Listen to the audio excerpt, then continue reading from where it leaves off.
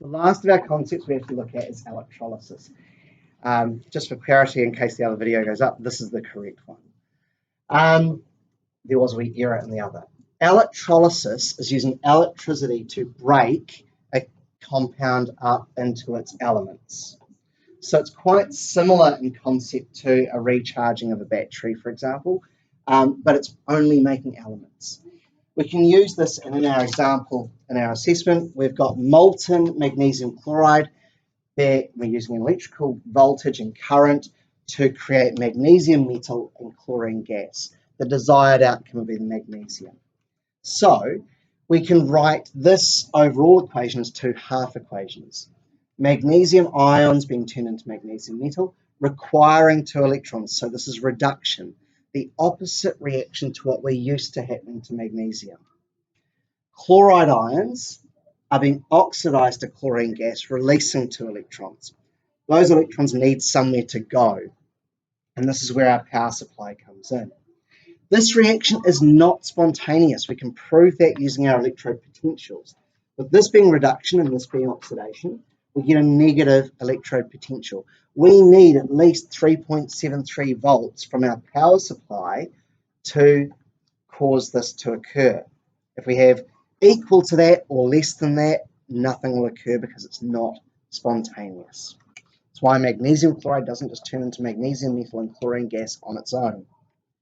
So we'll have a diagram something like this in an assessment or in an example. You'll have a power supply, you'll have 2 electrodes, often carbon or platinum so they don't get involved in the reaction, and you'll have your molten solution, your molten substance down here, in this case magnesium chloride. You've got magnesium ions and chloride ions.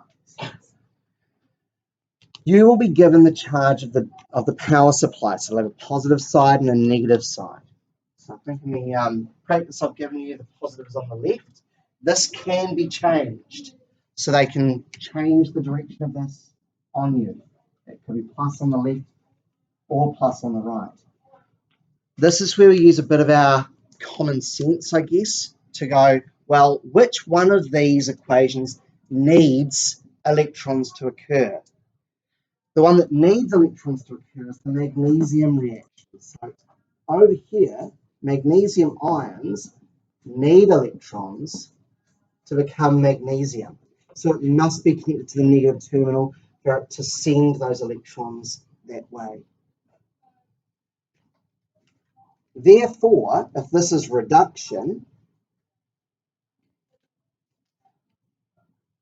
using our rules that we've learnt so far, with the consonants, this is also our cathode. But it doesn't always have to be on the right. Remember, if the battery is the other way around or the power supply is the other way around, then we're just following where the negative is for our reduction. It needs those electrons. Therefore, over here, this is attracting electrons out of here. So this has to generate electrons to be attracted to the positive terminal and therefore complete the circuit for our power supply. So this is where our chlorides are turning into chlorine. Those 2 electrons are flowing that way. This is providing their electrons. When you look at these to work out which one's the cathode and which one's the anode, if they're not already labelled for you, then look for the negative. The negative provides the electrodes for the cathode because at the cathode there is reduction. At the anode, again using our rule with the valves, it is oxidation. So what would we observe? At the cathode we would see a silver deposit of magnesium below the line, and here we'd see bubbles of chlorine gas coming off and be quite a pungent smell. I don't see the colour of the gas because the bubbles will be too small. The only thing I need to add, because it could be asked in an assessment, is what if it's not molten? What if it's aqueous? Well, that would mean we've also got water in here.